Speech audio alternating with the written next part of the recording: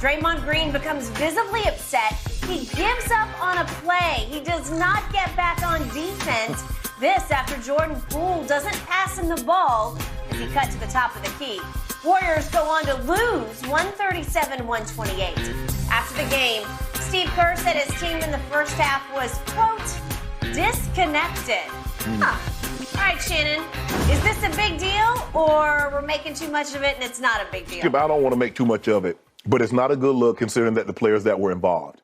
That's why it doesn't. That's why it's not a good look. It's also not a good look for Draymond because he's the pulse, he's the heartbeat, he's the engine of that team, and he's supposed to be the glue. He's supposed to be the cohesion that keeps everything together. Even while when Steph Curry is out, you keep it together. When Clay is out, you keep it together. You're supposed to bring everybody together. You can't have a play like that. Skip, we just saw Norman Powell do this the other night. Remember the Batum? He thought he got fouled. They got the ball back. Yep. He argued with the referee, but Batum throw the ball go out of bounds. Okay, but at least he was arguing with the referee. Yeah, he was arguing with the ref. So, but Skip, this is not a good look.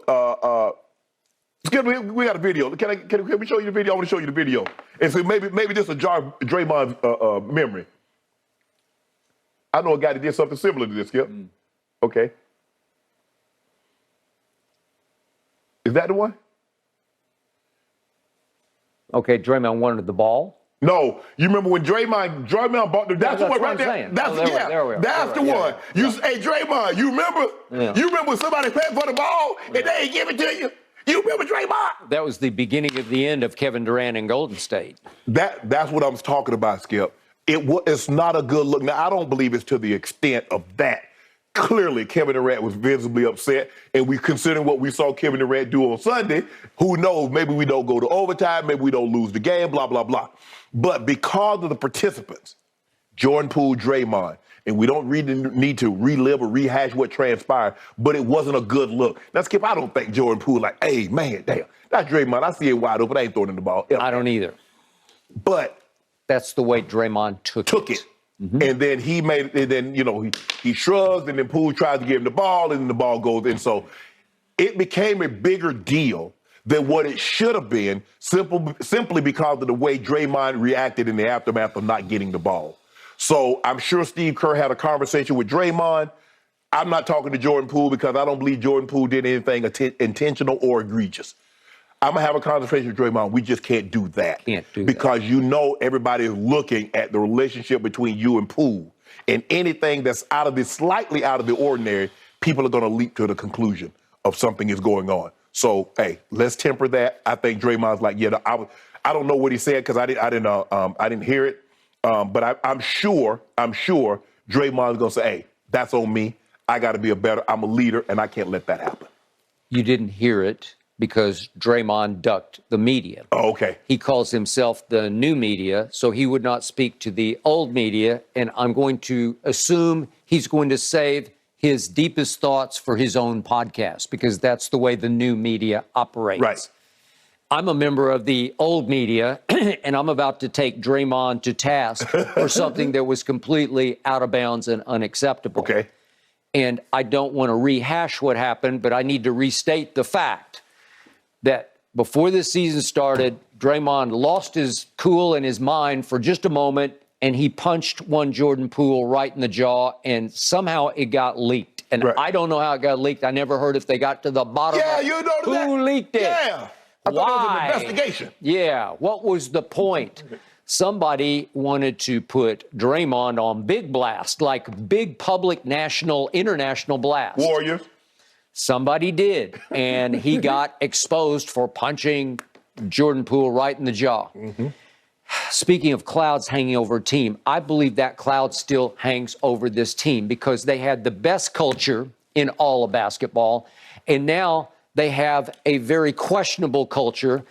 See their road record. It is now 7-25. Mm-hmm. They're not hanging together under fire on the road. Right. And this was Exhibit A right here. Mm-hmm. Because the engine of this train, Draymond, he coughed and he sputtered when one Jordan Poole didn't pass him the basketball. And as the ball went the other way, he didn't run back. He walked toward the bench. Yeah. I mean, this is like he didn't quit on the game, but he quit on the play. Right. He came back in the second half because I think he got a stern talking to probably from his head coach, and they've had a bunch of clashes in halftime locker rooms. I remember one long ago. That night, Steph, the double bang. Same place. And Steph went out of his mind in that game against KD and Westbrook, right? Yep. And yet, Lisa Salters reported at halftime she could hear through the locker room door Draymond screaming something. It was about throwing me the damn ball. If you don't want me to shoot, take me out. Remember that? Okay. That was a long time ago, right? Yeah. Okay. Now we've come full circle. Here we go back again in Oklahoma City. This game wasn't even close. Draymond did not quit in the second half. He did score 6 points. He did have 6 assists. He also had no rebounds, and we just talked about how engaged AD was last night with 22. So Draymond did not exactly battle on the boards in the second half. Was his heart in it? I don't know. Yeah, he had 1 rebound. He got 1 rebound in the second half. I thought he had none. But he had one total. The point is, they got shellacked. They weren't really ever in this game. Steph had a late 3 that could have been interesting, and he got it blocked. And Steph put up 40 points. So Shannon, here's the question for you. If I told you going into this game that Steph Curry would make 10 of 16 three-point shots and that Klay would add 5 of 13, so they made 15 threes, just the two of them, the dynamicest duo we've ever seen. Right. What if I told you that, and I told you that Draymond would end up with 11 assists? Yeah. Well, you'd say beat OKC. You'd say that would be it. Now, Shai Gilgeous obviously is back, and he had 33.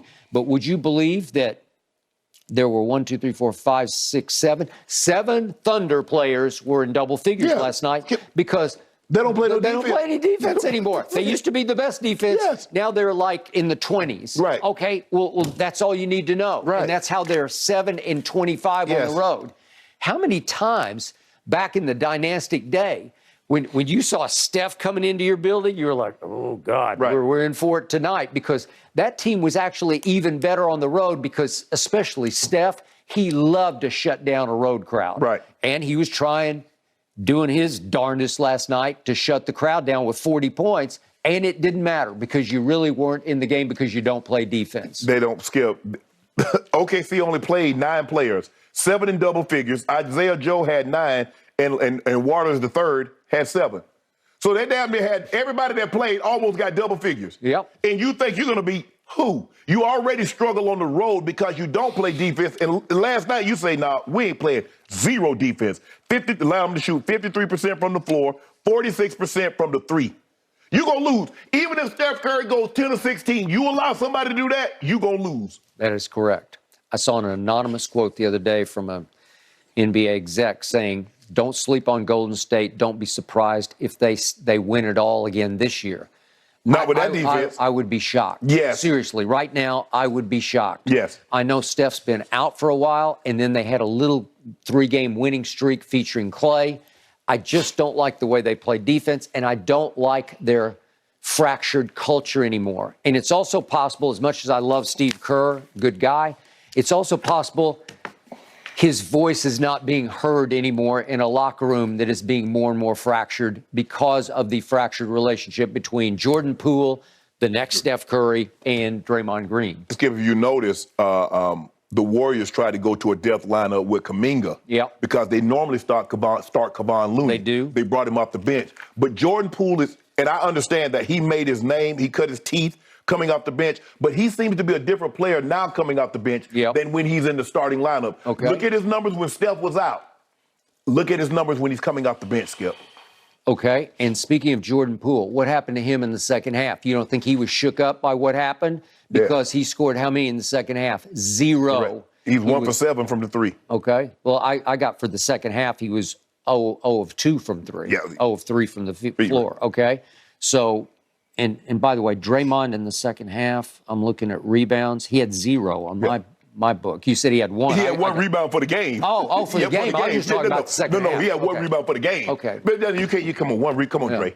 And Draymond played 33 minutes, and he gave you 1. I mean, he didn't have a bad game. He was 5 of 7, 1 of 1 from the 3. He shot no free throws, 11 points, 11 assists.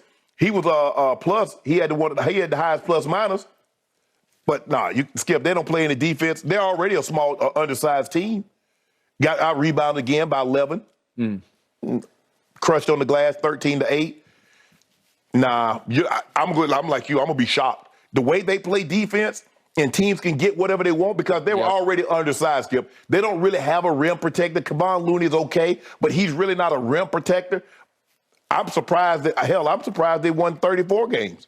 Yeah. If you look at the way they play defense.